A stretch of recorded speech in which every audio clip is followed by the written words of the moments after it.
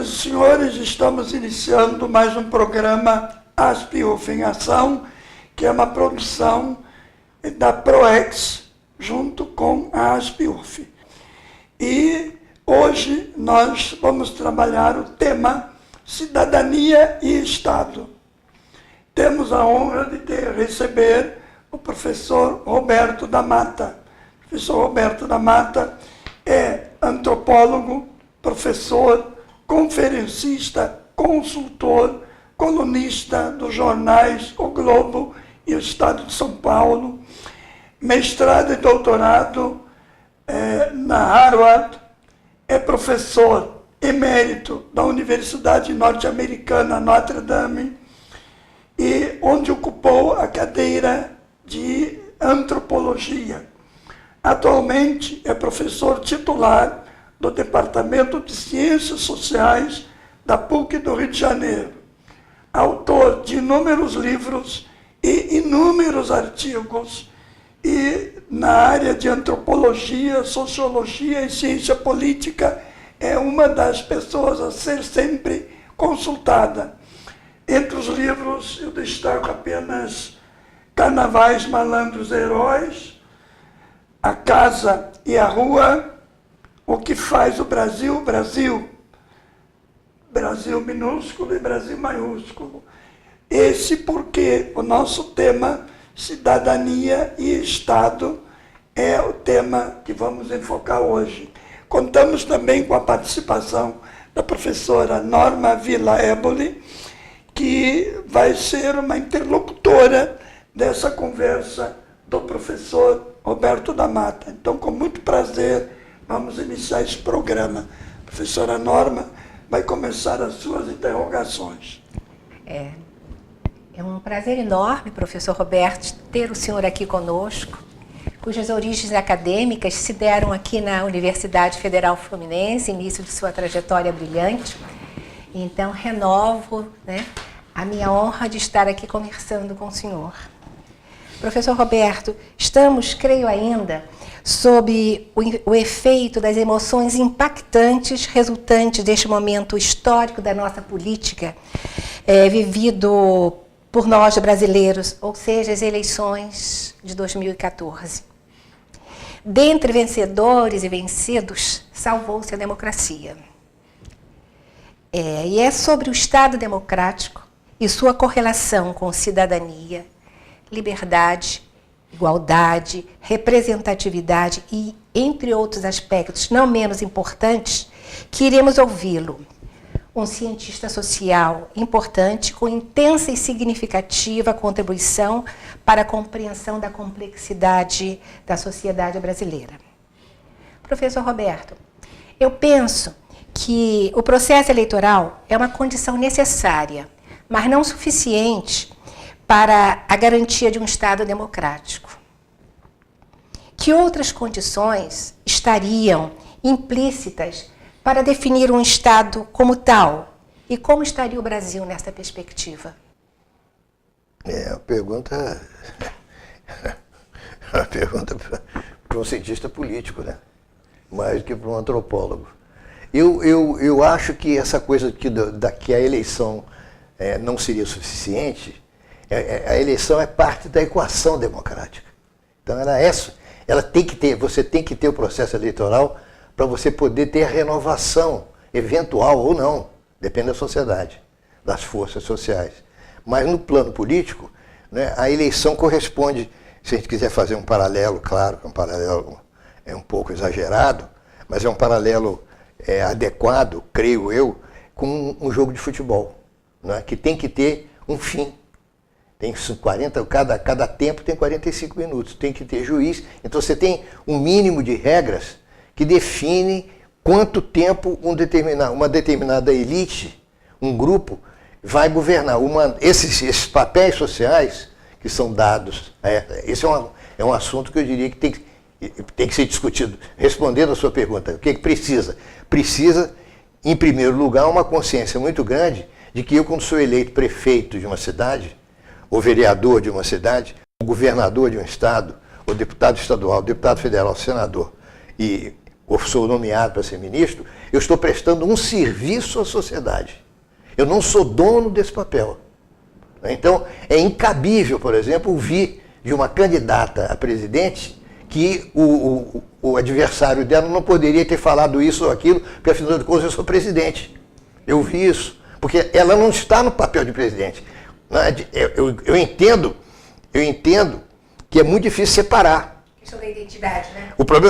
Um dos problemas da reeleição, né, é exatamente a dificuldade de você separar o papel que você está ocupando no governo, a máquina que você, afinal de contas, dominou, porque você está ali há 4 anos, ou até mais, às vezes, né?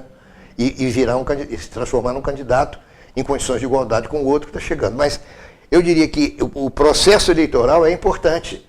Por isso que no caso do Brasil, né, que nós somos um país de origem patriarcal, escravocrata, mas sobretudo aristocrática, que os historiadores falam muito pouco nisso, né? Um país que foi monárquico.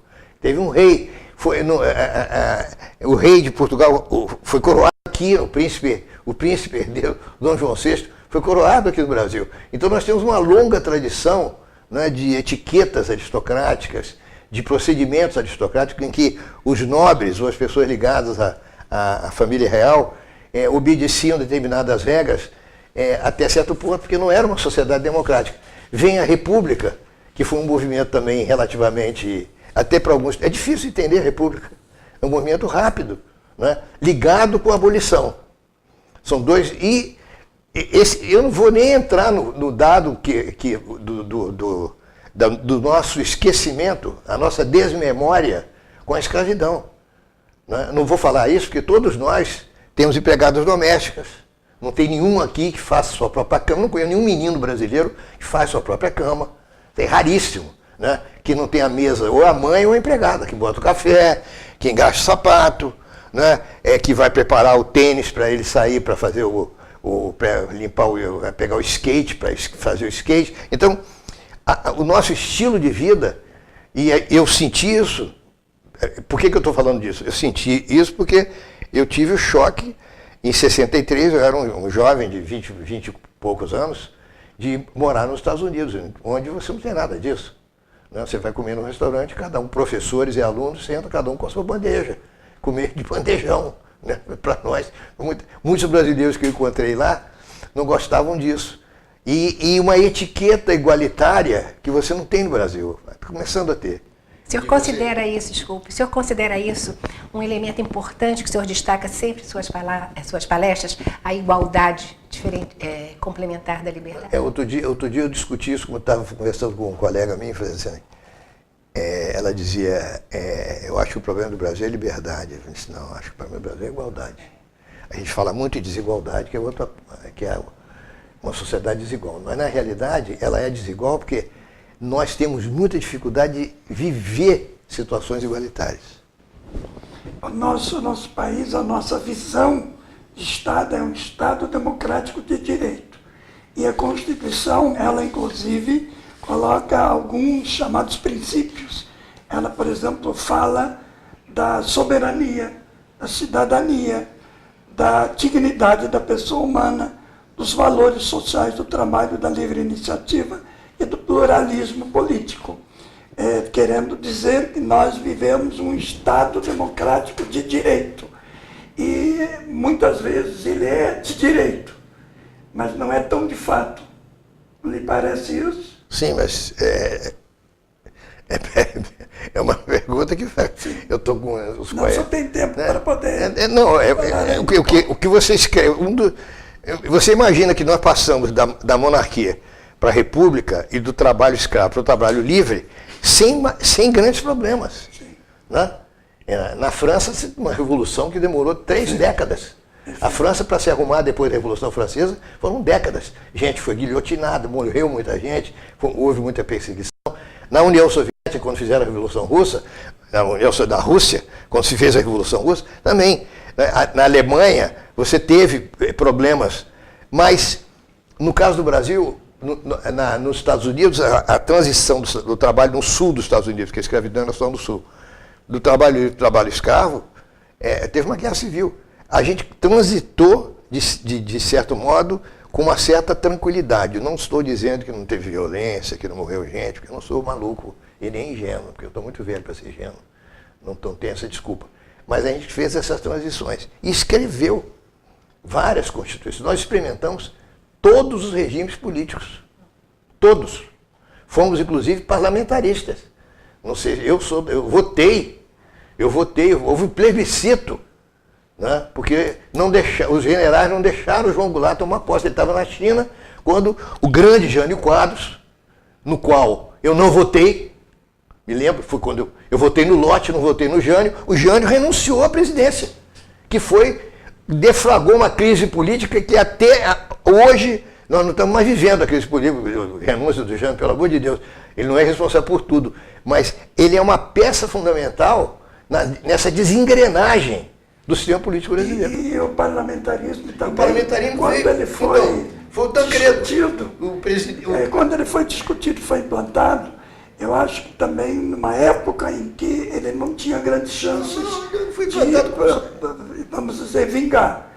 Foi um recurso, né? Foi um recurso que se lançou para dar uma alternativa para que o vice-presidente pudesse assumir a presidência. No parlamentarismo, houve um ministério na época, que era chamado Ministério da Reconciliação, que teve grandes ministros, Celso Furtado foi um desses ministros, Santiago Dantas foi outro ministro, me lembro muito bem disso, e simplesmente depois o regime parlamentarista foi desfeito e voltamos, né, escolhemos também novamente um referendo e decidimos pela presidência, né?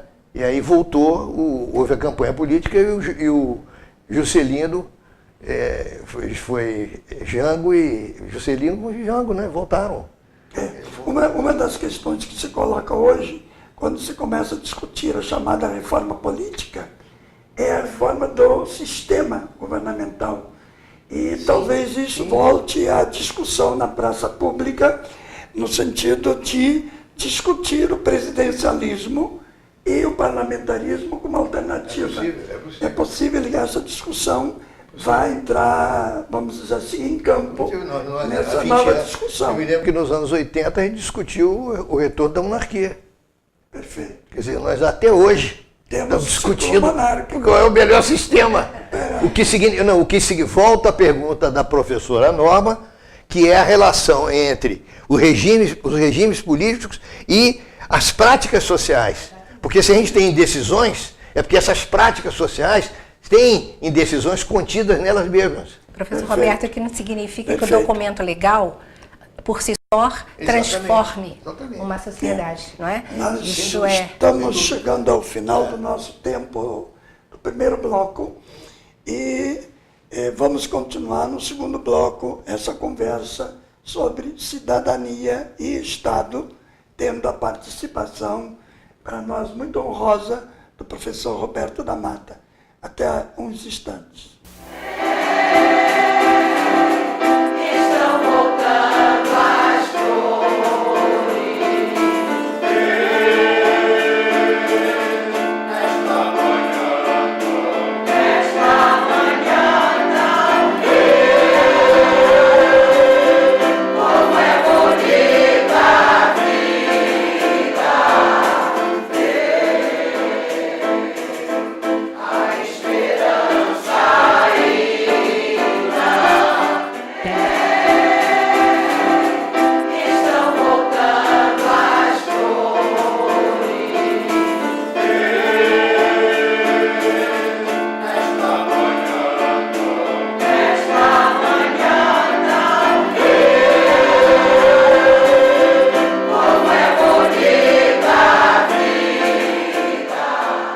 Telespectadores, voltamos para o segundo bloco do nosso programa de hoje, a ASP-UF, em convênio com a PROEX. E o tema que estamos trabalhando é cidadania e Estado, contando com a honrosa presença do antropólogo Roberto da Mata e com a interlocução da professora Norma Villa. Nesse tema, teríamos milhões de questões, mas infelizmente temos que nos limitar a um outro aspecto. Então, quer colocar mais algum aspecto para o professor Roberto da Mata, professora Norma? Você tem razão, a gente fica assim, né, naquela preocupação de tirar o máximo possível da presença do professor Roberto, seu conhecimento, mas vamos tentar objetivar. Professor, o senhor dá um valor claro, inegável, ao processo da educação, na formação da cidadania, e certamente a cidadania é um componente ativo, né, para a constituição de um Estado democrático. E numa de suas palestras, o senhor fala de um certo desencanto com os jovens, né, atualmente, em relação à igualdade e à participação. Como é que o senhor está vendo esse processo da educação neste momento no Brasil, em relação à construção desse Estado democrático tão desejado? Bom, deixa eu falar uma coisa que eu não falei, porque não tive tempo. Do prazer de estar aqui, a honra é minha. Porque eu fui estudante de História da Faculdade Fluminense de Filosofia, não era universidade. Na época era a Faculdade Fluminense de Filosofia. Perfeito. 2 prédios, né? Mudou depois, passou para aquele prédio em frente do Palácio, que era a Faculdade de Direito, que antigamente era o Palácio do Governo, né? Perfeito. E é um prazer de estar aqui. Então, essa questão da educação, a gente fala muito de educação, e uma coisa que eu tenho acentuado, né, é que tem que ser uma educação voltada para a presença do outro, ou seja, uma educação igualitária, né? O outro existe, o outro é diferente de você, o outro é uma pessoa que tem uma cor de pele diferente da sua. O outro não tem as mesmas maneiras que você tem. Essa educação, ninguém fala. A gente, quando pensa em educação, a gente pensa em determinado tipo de conhecimento, é uma discussão importante, pedagogicamente, o que vai ensinar, quais são as matérias, mas essa parte, essa etiqueta igualitária que falta, que provoca 50 mil mortes de trânsito por ano. Porque eu acho que a minha agenda é mais importante que a sua, então eu te atropelo. Né? Eu hoje não sou um rapaz jovem, né? Então quando eu vou atravessar uma rua, eu ando mais devagar, mas eu sei que o cara não vai, ele vai acelerar o carro. Então essa coisa da cordialidade, da gentileza, então você vê isso em todos os lugares do Brasil. Eu vejo na PUC, por exemplo, uma coisa que eu vejo claramente, a PUC tem prédios, né? Qualquer prédio, mas uma escola com prédios, os meninos sentam para conversar na escada. A escada não é um banco. A escada é um lugar de passagem. E se você ficar sentado do lado do corrimão, você impede que uma pessoa que tem um problema qualquer, que é o meu caso, tem um problema na perna, descer, porque eu tenho que me apoiar para descer no corrimão. Mas ele não aprendeu isso. Alguém faltou. Porque não pensa no outro. Não pensa no outro, não pensa no outro. Ninguém falou para ele, né, que o mundo é constituído de pessoas diferentes. Então tem 3 meninos conversando. Hoje os meninos são todos grandes, né? Tudo uns cavalões de 1,90 m de altura, né? Com mochila. Quer dizer, além de tudo, aumentou o impacto. São todos corcundas, que tem a mochila. Então tem 3 meninos conversando no corredor, você quer dar uma aula, você tem que ficar parado, porque eles não imaginam que eles estão no espaço público. E o espaço público é construído pelo nosso comportamento. A mesma coisa acontece em restaurantes. Quando entra um grupo e você de repente não pode mais conversar. Porque o grupo toma conta, é o aniversário do vovô. E se você reclamar, o mal educado é você. Claro, professor. Porque no Brasil nós temos um ditado que é totalmente, absolutamente absurdo em termos de democracia, é antidemocrático, os incomodados que se mudem. Entendeu? Então que vão dizer isso para você. Não, mas nós estamos. Que absurdo, o senhor está reclamando, o vovô está fazendo 80 anos, nós temos aqui 40 pessoas da família, em reunião do restaurante, tudo bem, façam reunião, cantem os parabéns, mas parem. Não façam tanto barulho. Não existe isso. Essa maneira de comportamento, né? De você juntos, se você se juntar, você constrói alguma coisa que vai além de você. Não é a ideia brasileira. A ideia brasileira é que cada um de nós, seja na sua casa, a casa seja um clube. Não, a gente não precisa sair de casa, né? Tem clube, tem pizzaria, tem tudo. Tem tudo em casa. Quadra de tênis, os milionários todos são assim. Então, o nosso modelo, nós não temos um contraponto, digamos assim, popular, ou de classe média, o burguês, se quiser, eu não tenho nenhum problema com essa palavra, burguês, não temos um contraponto à vida dos milionários, que podem ter casas, 2 casas. Nós não temos esse contraponto, nós imitamos. A nossa diferença é mais uma diferença de grau do que uma diferença de qualidade de vida. Porque você vê, por exemplo, no nosso condomínio. Né? O nosso condomínio é impressionante, porque o nosso condomínio não tem nada. Não tem a menor vida social. Não tem um comitê de recepção. Eu, quando cheguei nos Estados Unidos para morar numa vila de estudantes, com 3 filhos e uma jovem e linda esposa, né, nós chegamos aturdidos, depois de horas de viagem, 5 minutos depois que a gente chegou na nossa casa, numa casa alugada da universidade. Chegou um comitê de recepção, 3 jovens, moças, também esposas dos estudantes, tinham leite, pão, café, açúcar, sal, ovos, numa bolsinha, numa sacola, colocaram em cima da mesa e apresentaram, nós somos do comitê de recepção desse lugar. Então você já sentiu que você entrou num lugar que tem alguma direção, né? Tem que ter alguém que toma com que vê o comportamento, né? Como estacionar os automóveis, estaciona sempre de um lado da rua. O senhor nos fala certamente sobre uma questão de cidadania, educação e cidadania. É isso. Não é verdade, professor? É isso. E como é que você trata, por exemplo, supermercado? Se você entra no supermercado brasileiro e diz bom dia para a moça do caixa, ela fica surpresa. São Porque isso invisíveis, não faz né? parte. São invisíveis. E O outro é invisível. vice-versa. E vice-versa. Eles não têm o treinamento Fica de aturdida. soldaria com ele. Fica aturdido. Muito obrigado, tem um bom dia, tem um bom trabalho. Então as pessoas ficam olhando para você. Será que esse cara veio do planeta Marte?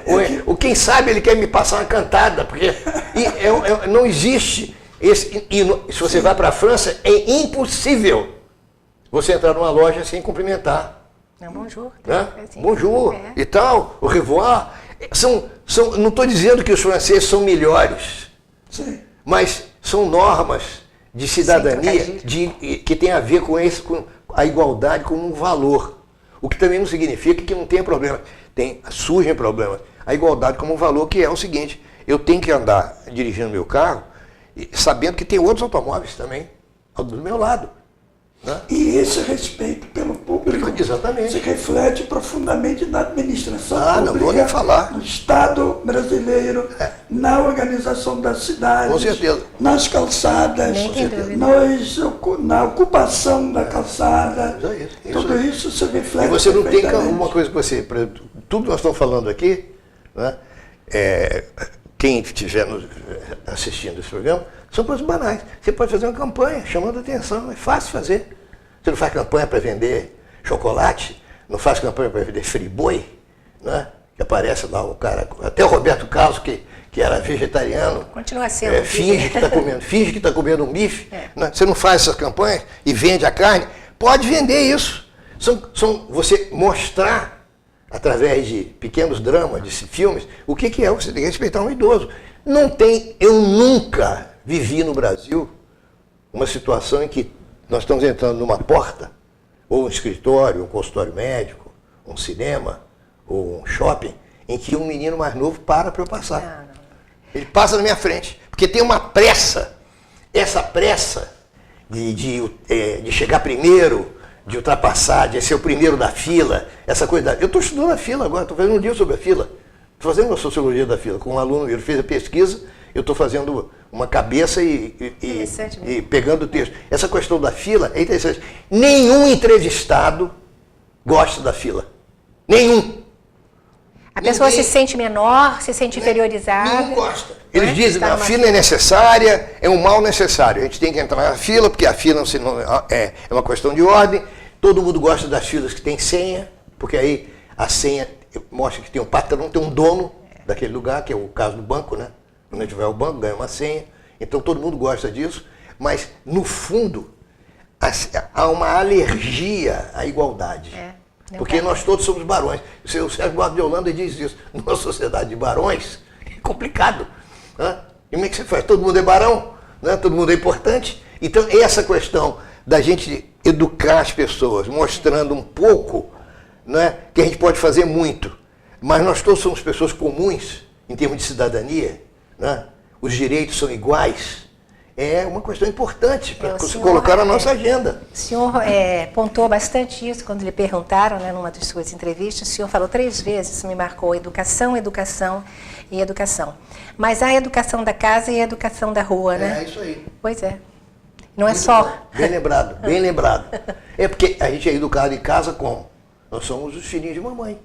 Sobretudo os homens, né? As mulheres menos, porque as mulheres, desde de mocinhas, são obrigadas a ajudar a mãe a negócio da cama, na cozinha, etc. Mas os homens são criados para serem absolutamente inúteis.